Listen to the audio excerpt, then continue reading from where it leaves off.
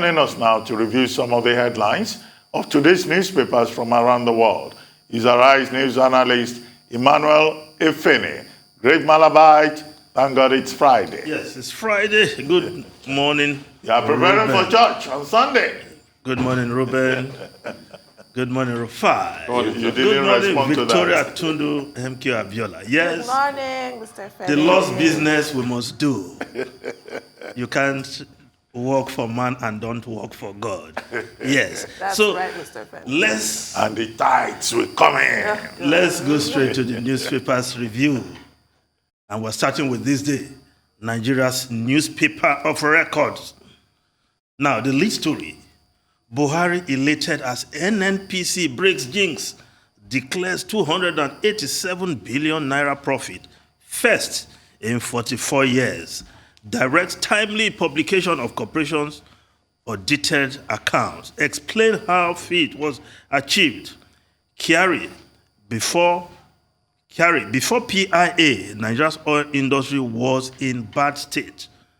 Court time frame to recoup investment in Dangote refinery from 5 to 3 years. Yes, this is another celebratory news for the government of the day.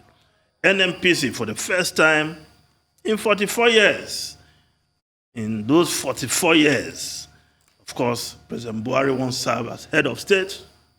President Buhari won't serve as Minister of Petroleum in those 44 years. But this time around, we just give it to Kyari that he has managed the Nnpc better, attributing this to cost-cutting measures introduced in the last couple of years, and we are seeing the result. Yes, something is better than nothing, so we can celebrate this. Just before coming on set, I just peeped through Google into the accounts of Aramco, similar national oil company of Saudi Arabia. And in 2020, that company made $49 billion profits. In 2019, that company made 88 billion naira profit. And in 2018, Aramco made 111 billion naira dollar profit. But we have to celebrate our 287 billion naira profit, because before now we're talking of losses. Losses from 803 billion naira loss in 2018 to 1.7 billion naira loss in 2019. So we can say the Nnpc has moved one step forward. But perhaps if there was no under-recovery as part of their accounting, aka subsidy, perhaps we should be talking of better profits by the Nnpc. I'm sure with the PIA, as soon as it becomes operational, then when we start paying the appropriate price for petroleum, we'll be talking of better profit from the national oil company, the Nnpc. Now, above the masthead, 5.01% second quarter GDP growth excites Nigerians. Buhari loves economic managers. Rewane, yes. Bismarck Rewane, member of the economic advisory team of this president. Rewane, others say, economy not out of woods yet. So, but of course, those figures being celebrated since yesterday, the 5.01 second quarter GDP growth, well, against the backdrop of second quarter of 2020, when most Nigerians were locked in as a result of the coronavirus pandemic, of course, you expect that kind of leap, quarter on quarter. But when you break down the figures, as we have seen in telcos, look at the crop production, well, you have to temper your excitement coming from this report But again, something to celebrate for the president, for the presidency, and the rest of us Nigerians.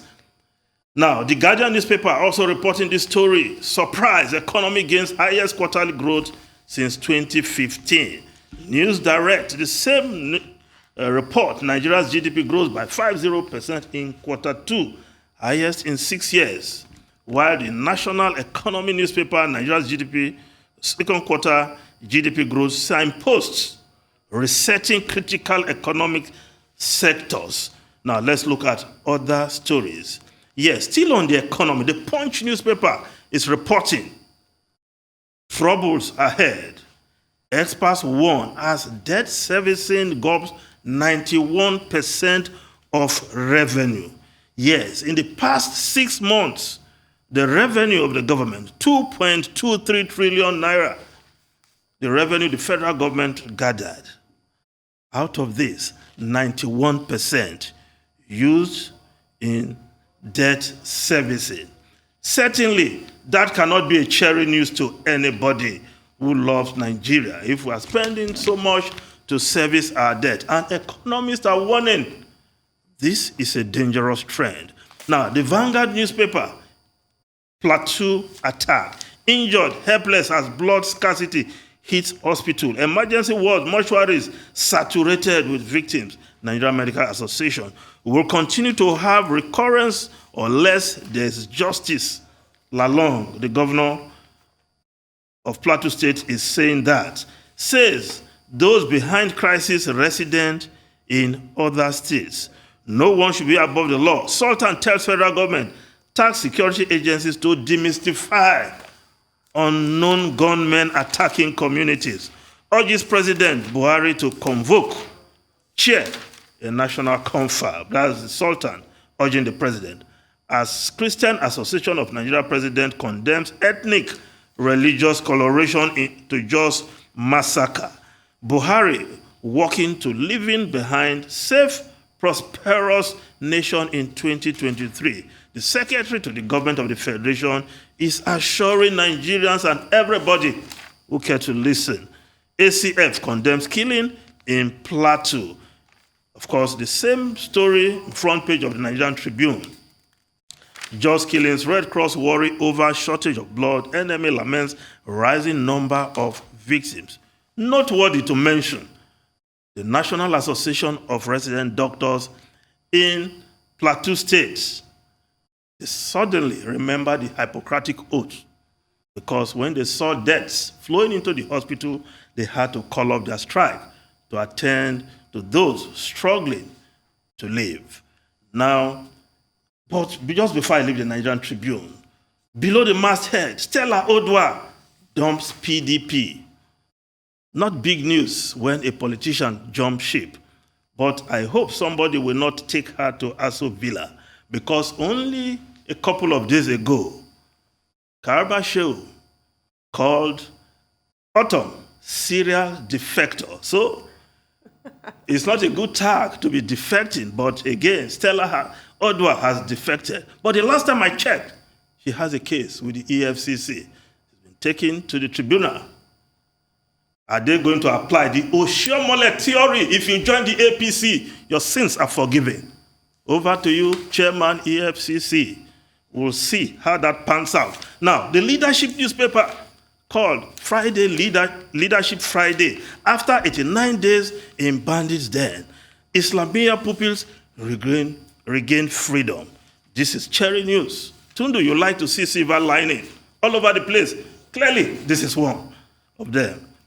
Parents meet pupils in Kaduna community. Search continues for abducted army major. Troops kill 43 terrorists. Capture commander.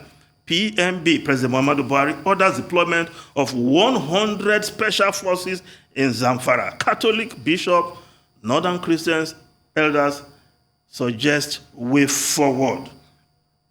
Now, if we just look at the New Telegraph newspaper, yes, Islamia school abduction bandits released over 70 out of 136 pupils after 89 days. But below the photograph, Secondus, yes, the chairman or the suspended chairman of, no, not suspended, the court asked him to step aside. Secondus, drama as PDP governors endorse National Working Committee's decision have been reinstated. Chairman says October convention sacrosanct Atiku, my long absence not deliberate. Now, the PDP crisis yesterday, we thought they've been able to resolve the issue as they confirmed the acting chairman, but a court somewhere in Kebbi State, as reported also in the Daily Independent newspaper, Secondus fight back. Court restores him as national chair. Article resurfaces in PDP 24 months after, explains self. Now, the Daily Sun newspaper, Sultan raises the alarm over worsening insecurity. Insists Nigeria must renegotiate its peace, unity. Buhari aware of security challenges, concern, says Secretary to the Government of the Federation. Catholic bishops call for end to violence.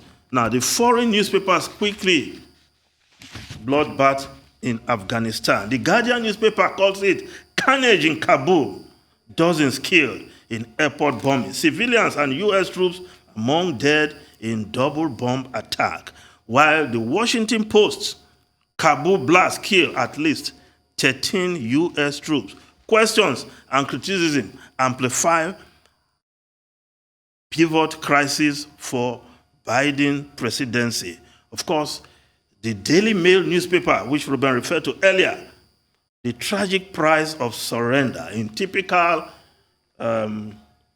fashion, the Daily Mail newspaper, typical tabloid fashion, President Biden justified retreat to spare American soldiers' lives, though not one had been killed in 18 months. Yesterday, at least 12 were among 60 dead in Kabul.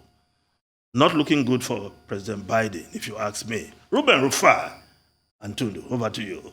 The midterms are going to be brutal. And go ahead. I was just going to talk about the midterms next year. I don't see it looking very good for the Democratic Party at this point. This is a disaster.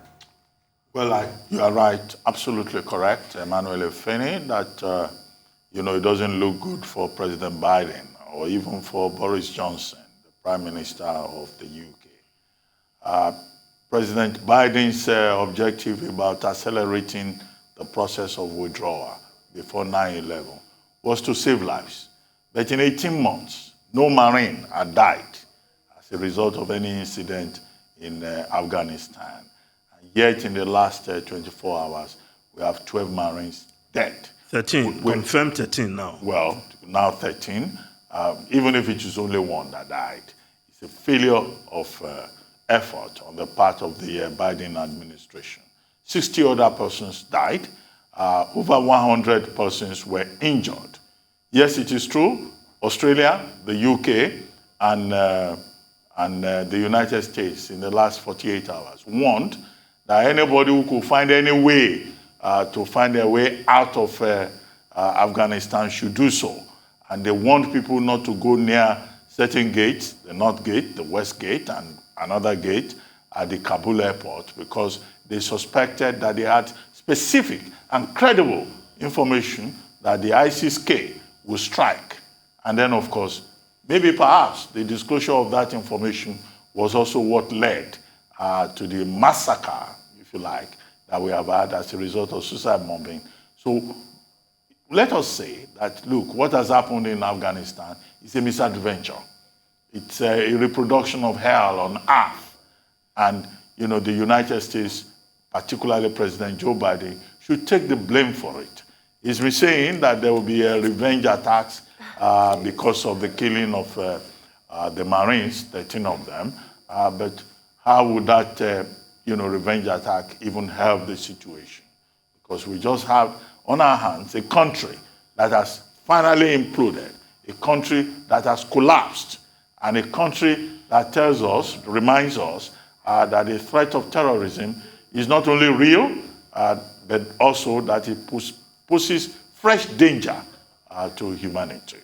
Now, on the question of the Nnpc making profit, we had expended some saliva on that earlier on the headline section of this program. But let us make the point that, look, that profit, yes, the President Buhari administration can celebrate the growth in GDP, but we need to sustain that. The profit making after tax of Nnpc, yes, we can celebrate that. But let us also be reminded that the Nnpc, all of this is coming from Nnpc's larger monopoly of importation. What is going to happen to the refineries in Kaduna, in Warri, in Port Harcourt? Perhaps if those refineries begin to function, perhaps Nnpc will make more money, will make more profit, and will be more profitable under the new regime that we are moving into. That is, the Nnpc becoming a limited liability company to be known as the Nnpc Limited. You also brought a story about the 70 out of 136 children of Tanko Islamia School in Niger State who have now been rescued. Well, we don't have enough details. Did their parents pay ransom? Some of those children were said to be malnourished when they arrived. These are children between the ages of 4 and 10 going to an Islamic school. Some of them were told died. And I think it's just a sad reflection of the problem that we have in the country. Now, young children, will be abducted. Since May 30, they were abducted May 30. The state government was not ready to pay any ransom or negotiate. And now, bodies, live bodies and corpses, have been returned. Finally, Emmanuel Efene. Well, I guess on this program, there are no friends, there are no enemies. I checked the front page of this day. You seem to have a spelling problem there. You are an executive director of the newspaper. Take another look at that front page photograph on your front page and the spelling of souvenir. If I'm wrong, correct me. A sour veneer. Right. But Okay. oh, sorry, Rufai, go ahead. Oh, Tunu, go ahead. Go ahead. Okay. So I want to talk about Afghanistan first. America is in a hot mess now, replica of what happened in Saigon. They should do everything to keep people out. President Biden has taken responsibility. He said, I take responsibility yesterday in the press conference for everything that happened. He says America will fight back. He says America will attack the Taliban. I mean, the ISIS at their own time and at their own choosing. But it's a hot mess. With what happened yesterday, this is my analysis, America can't leave Afghanistan now. Two scenarios I'll posit. Number one, America will have to use the warlords and the tribal heads of the Pashtun, the Uzbek tribe, to make life ungovernable for the Taliban. They might probably have to use the Northern Alliance that have been putting up a resistance in the Persian Valley to still fight. Because they know it's going to be a hot potato for them. They won't keep troops on the ground because of the implications of that of China and Russia and Iran in that place, and Pakistan supporting the Taliban. So they will have to use the tribal warlords from the bigger tribes to make life ungovernable for the Taliban because they can't afford to leave the Taliban there because their worst fears have come to pass that ISIS will use Afghanistan to launch attacks. And that was what happened yesterday. A splinter group of ISIS-K, have come into the fray. So this will be a time for America to think and introspect. And like Tundu said, I doubt how they're going to survive this in the midterm elections. It's going to be slaughter. I remember Black Hawk Down. I keep talking about movies on this show. It was based on the Battle of Mogadishu and the shellacking the Clinton administration got because 18 U.S. servicemen were murdered in Mogadishu. And Joe Biden specifically mentioned that and apparently said in their closed-door meetings that he doesn't want another Black Hawk Down situation with the retreat from Kabul, and now look at what has happened. And it was inevitable, unfortunately. And are you not horrified by this ISIS-K? I'm like, what on earth is ISIS-K? It's so intractable, this problem. You chop off one head, another grows in its place, or three others grow in its place. The problem with terrorism is so scary, and it just goes to think that what happens in Nigeria. I don't like talking about the Islamia school because it's very it really upsets me. The fact that we have these children returned home now, thank God, finally, but it's also so tragic and so heartbreaking that some of them died. Of course they would, of malnutrition, of exposure. Because every time it rained, I would think that there are children in some forest somewhere, it's raining, and they've made them take their tops off.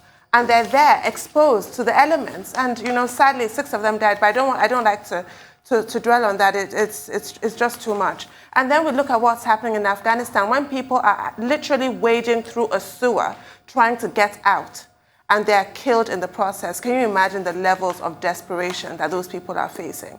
And we have to watch these things so carefully in Nigeria. This is not about what is happening in Afghanistan. It's there but for the grace of God, quite frankly.